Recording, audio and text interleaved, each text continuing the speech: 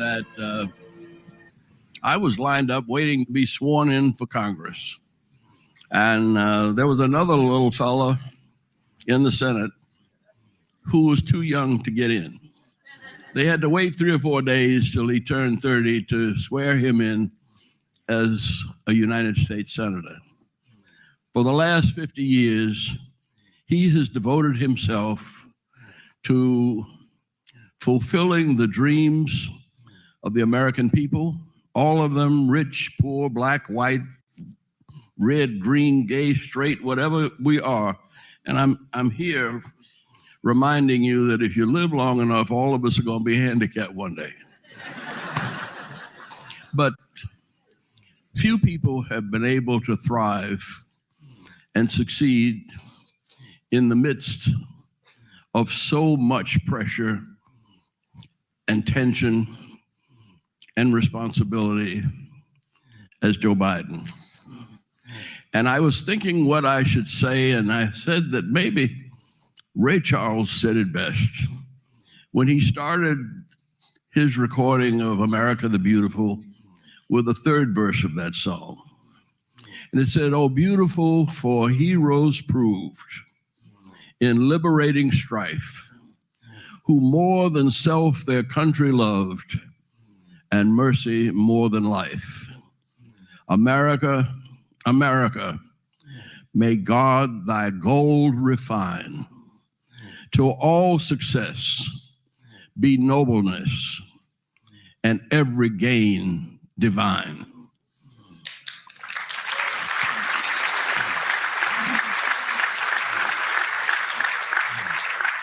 I think that is a promise fulfilled in the life of the 46th President of the United States, Joseph Biden. Mr. President.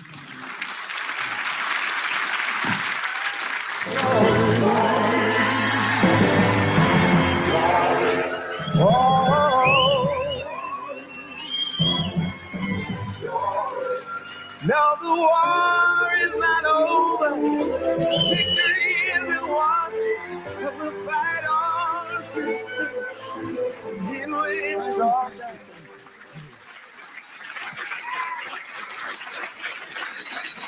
Thank you. Thank you.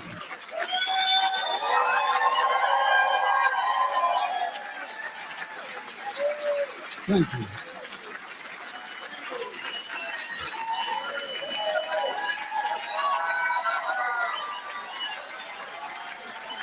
Thank you, thank you, thank you, really. Thank you. Please. Please. Thank you, Mr. Ambassador. Mr. Ambassador, thanks for that introduction, and above all, for your friendship over the years. There's literally one word that comes to mind every time I think of Andy Young. The word's integrity, absolute integrity.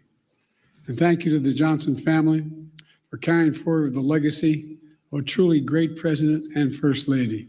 Your mom was incredible as well.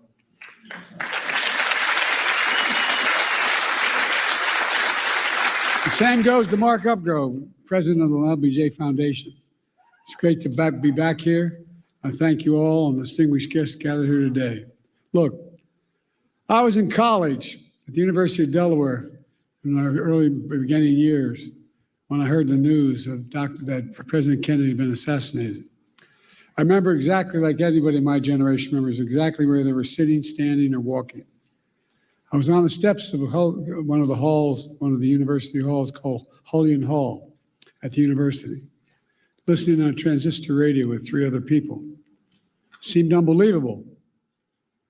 And then later watching President Johnson help the nation find a way forward. In his first address after the tragedy, President Johnson said, and I quote, "Nothing could more eloquently honor President Kennedy's memory than the earliest passage of the Civil Rights Bill." That's what he said.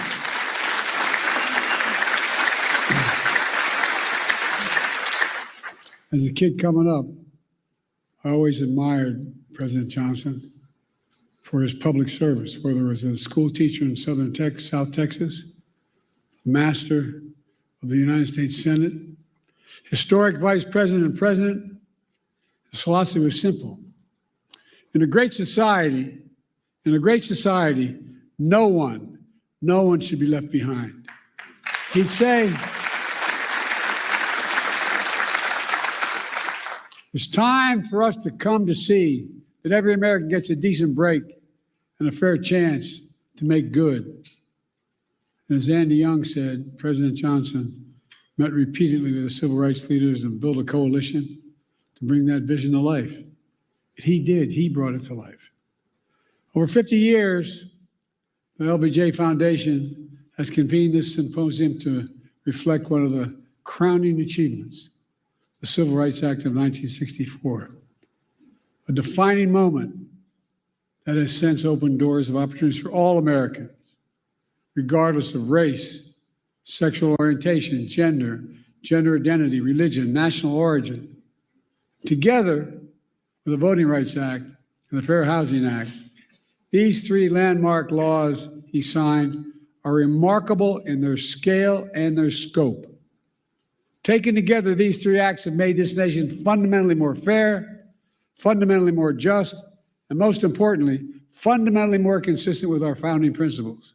For real. And we're a better nation because of them. We must be clear. Their work, our work, is not done. It's not done. We do not celebrate these laws as part of our past, but as critical components of our future. President Johnson understood what President Lincoln understood in his own time, that the courts would determine the scale and scope of our laws. Over 100 years after the Emancipation Proclamation, President Johnson vowed, in his words, to do this job that Lincoln started, by challenging the court to live up to its constitutional responsibility. He did that by nominating Thurgood Marshall as the first Black justice of the Supreme Court.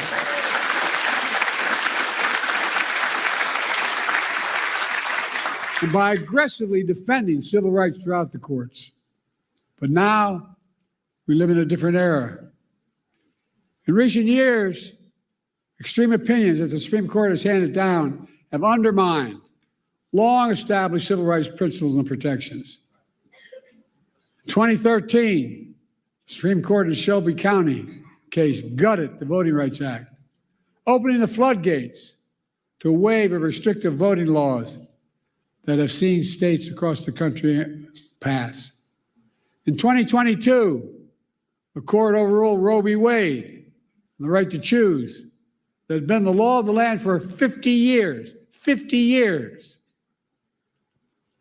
The following year, the same court eviscerated affirmative action, which had been upheld and reaffirmed for nearly 50 years as well. And now there's an extreme movement and agenda called Project 2025. Well, by the way, they're serious, man. They're planning another onslaught attacking civil rights in America. For example, Project 2025 calls aggressively attacking diversity, equity, and inclusion all across all aspects of American life. This extreme MAGA movement even proposes to end birthright citizenship. That's how far they've come. End birthright citizenship, which if you're born in America, you're an American citizen. That's how extreme these guys are. This issue and so many other civil rights that Americans take for granted are likely to come before the court in the years to come. And most recently and most shockingly, the Supreme Court established in Trump versus the United States a dangerous precedent.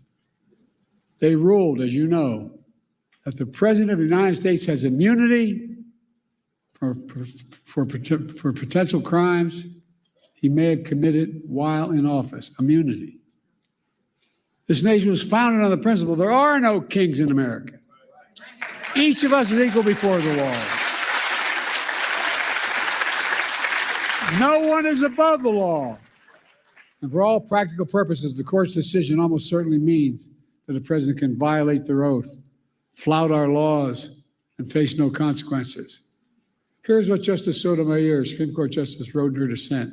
I quote, "Under the majority's reasoning, the president now will be insulated from criminal prosecution. Orders a Navy SEAL team 6 to assassinate a political rival. Immune. Organizes a military coup to hold on to power. Immune. Takes a bribe in exchange for a pardon. Immune. In every use of official power, the president is now a king above the law." Just what Justice Sotomayor wrote in her dissent. Folks, just imagine what a president could do in trampling civil rights and liberties given such immunity. The court's being used to weaponize an extreme and unchecked agenda. This decision is a total affront to the basic expectations we have for those who wield the power in this nation, that they are expected to be wholly accountable under the law. The president is no longer constrained by the law, and only limits on abuse of power will be self-imposed by the president alone. That's a fundamentally flawed view and a fundamentally flawed principle, a dangerous principle. On top of its extreme decisions, the court is mired in a crisis of ethics. These scandals involving the justices have caused public opinion to question the court's fairness and independence that are essential to faithfully carrying out its mission of equal justice under the law. For example, there are documented reports of a decades-long effort to reshape the judiciary, including the Supreme Court backed by shadow special interests that also support Project 2025. Undisclosed gift to justice is worth hundreds of thousands of dollars from wealthy benefactors who have interest before the very court they're contributing to. Conflicts of interest from those connected to January 6th insurrectionists, and a blatant attack on nominating and confirming justices of the court itself. Do you all remember when Justice Scalia died in February of 2016? And the Republicans blocked the president's nomination, President Obama's nomination, to fill that vacancy for nearly a year by making up an entirely new standard that there be no confirmations of the court during an election year. But then, when Justice Ginsburg died in 2020, Republicans rushed through the President Trump's nominee at the very same time votes are being cast in an election that Trump would lose. It's outrageous.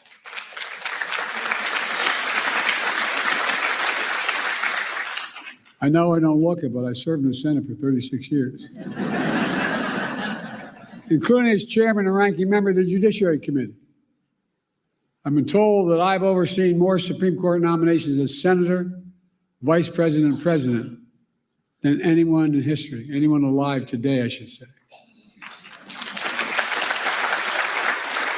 I have great respect for our institutions and the separation of powers laid out in our Constitution. But what's happening now is not consistent with that doctrine of separation of powers. Extremism is undermining the public confidence in the court's decisions. As soon as I came to office, I convened a bipartisan presidential commission on the Supreme Court of the United States, comprised of leading constitutional scholars, both liberal and conservative, to provide recommendations on potential reforms to the court. I've been careful in these deliberations because these are serious, serious decisions. In the face of increasing threats to American democratic institutions, I use the Commission's analysis, and today I'm calling for 3 bold reforms to restore trust and accountability to the court and our democracy. As the press shouted to me as I got off Air Force One, the Republican Speaker of the House said, whatever he proposes is dead on arrival. Well, I think his thinking is dead on arrival.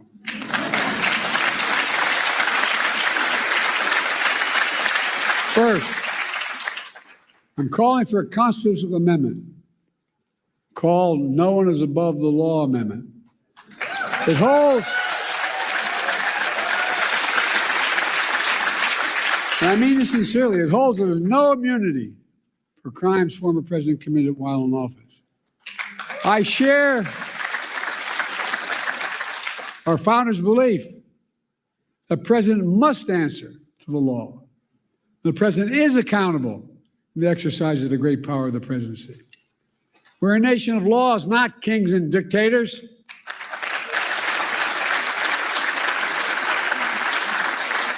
The decision can be boiled down to the title of one case, Trump versus the United States.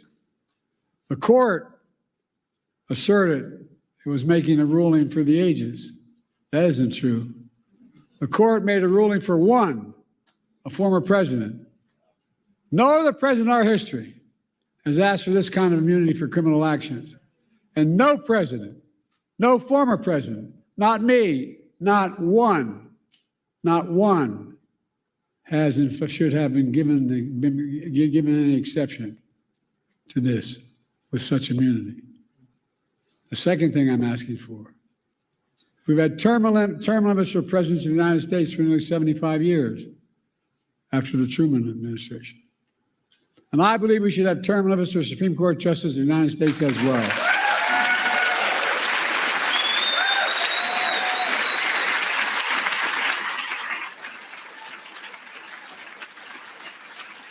In fact, the United States is the only major constitutional democracy that gives lifetime seats in their high court. Term limits would help ensure that the court membership changes with some regularity. That would make timing for the court's nomination more predictable and less arbitrary. Reduce the chance that any single presidency imposes undue influence in generations to come. The bipartisan commission I convened analyzed various term limit structures. Based on their report, I believe the best structure is the 18-year term limit. That would help ensure the country would not have what it has now, an extreme court that's proud of an attack on the confirmation process that's been weaponized by those seeking to carry out an extreme agenda for decades to come. By the way, these guys mean it. These guys mean it. Project 2025 is real. They mean it. Third, I'm calling for a binding code of conduct for the Supreme Court.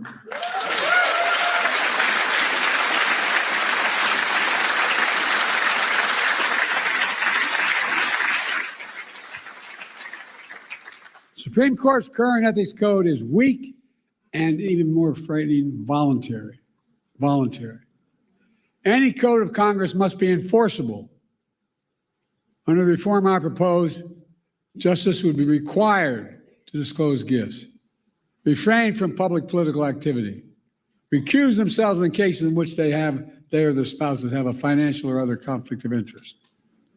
Most people don't realize that Congress passed a law decades ago that says all federal judges, including Supreme Court justices, have to recuse themselves in such cases.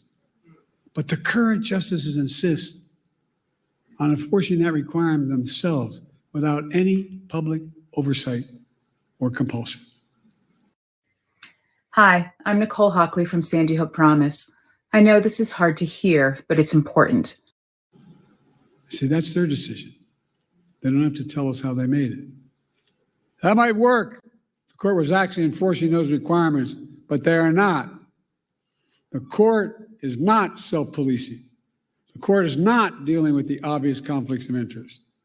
We need a mandatory code of ethics for the Supreme Court, and we need it now.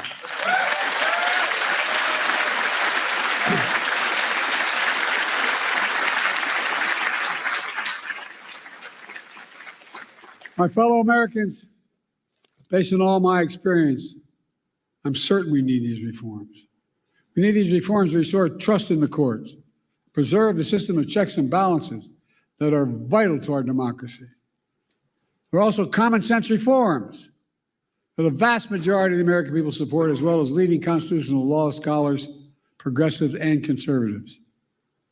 I look forward to working with the Congress to implement these necessary reforms. A number of members of Congress are here today. Let me close with this. President Johnson signed the Civil Rights Act of 1964 just 2 days before the 4th of July. He said in that bill signing, and I quote, "This is a proud triumph Yet those who founded our country knew the freedom would be secure only if each generation fought to renew in largest meaning, end of quote. That's what I've tried to do throughout my career, inspired by the cause of civil rights.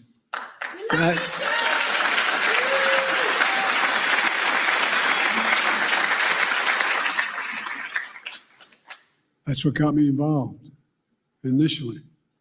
My state was a state that was segregated by law. We were one who, only reason we didn't fight in this side of the South, we couldn't get there. I'm serious.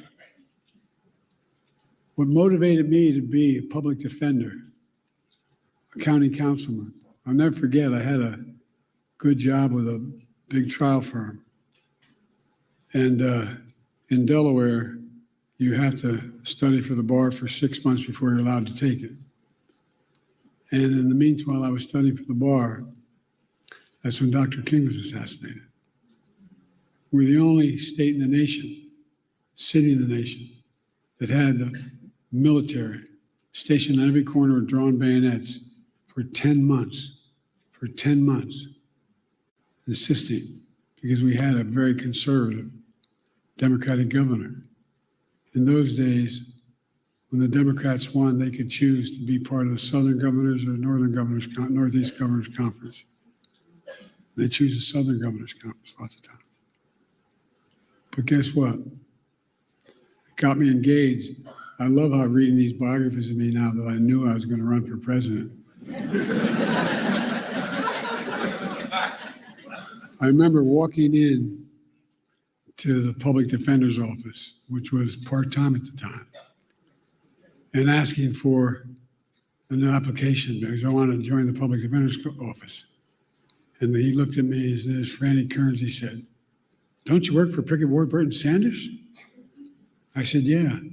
So why the hell would you want to do this? Not a joke.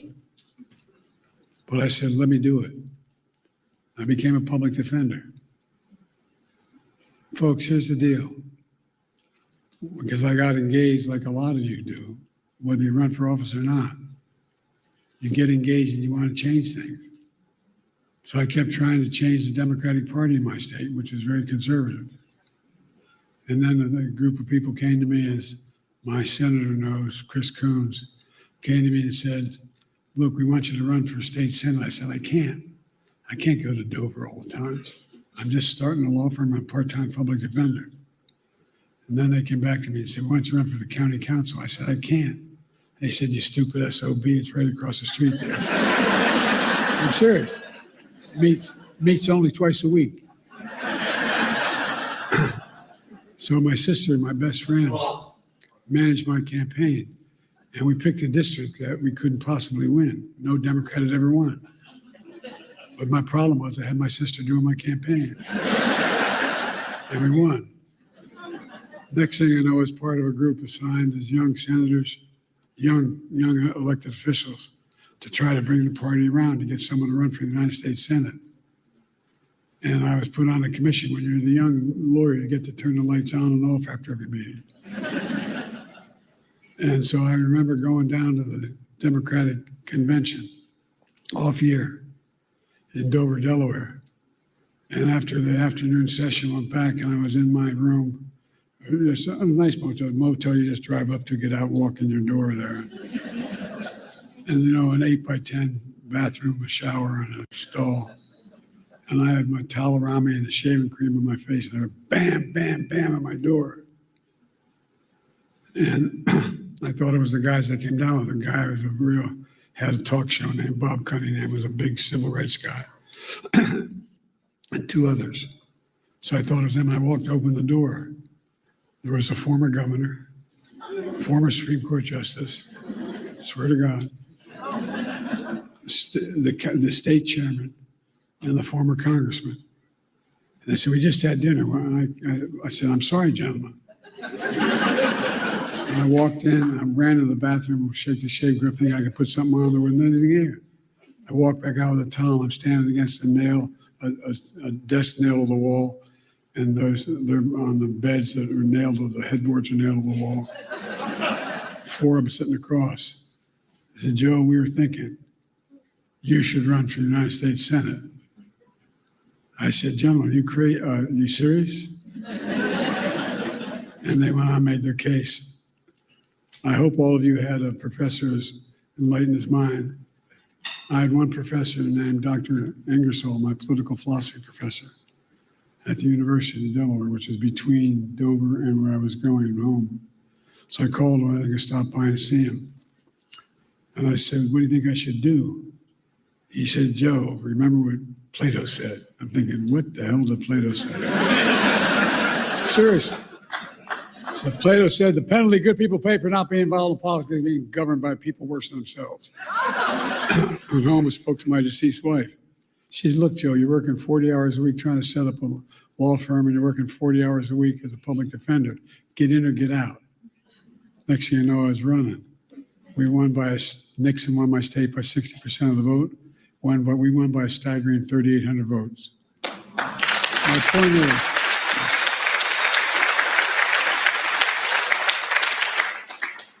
I didn't know what the hell I was doing. But look, and I went on to be able to be, I had to wait a little bit to be sworn in. You got to be 30 to be sworn in. And then I was the vice president, the first African-American president in American history.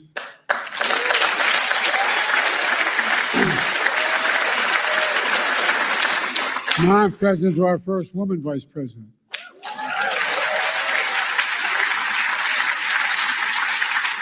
I've made clear how I feel about Kamala, and she's been an incredible partner to me, a champion of civil rights throughout her career. And she'll continue to be an inspiring leader and project this very idea of America. The very idea that we're all created equal, deserve to be treated equally throughout our lives. We've never fully lived up to that, but we've never walked away from it. We've never walked away because leaders like Lyndon Baines Johnson, my fellow Americans, in 2 years we'll commemorate the 250th anniversary of the signing of the Declaration of Independence. That July 4th of 2026 will be a moment not only about our past, but about our future. Imagine that moment and ask yourself, what do we want to be? We can and must be protected and expand our civil rights in America. We can and must prevent the abuse of presidential power and restore faith in the Supreme Court. We can and must strengthen the guardrails of democracy. We must have to remind ourselves who we are. We're the United States of America, and there is nothing beyond our capacity. Nothing when we do it together. So let's stay together, and God bless you all. Lyndon Johnson, Lady Bird Johnson, may God bless the whole family. Ladies and gentlemen, may God protect our troops. Thank you for listening.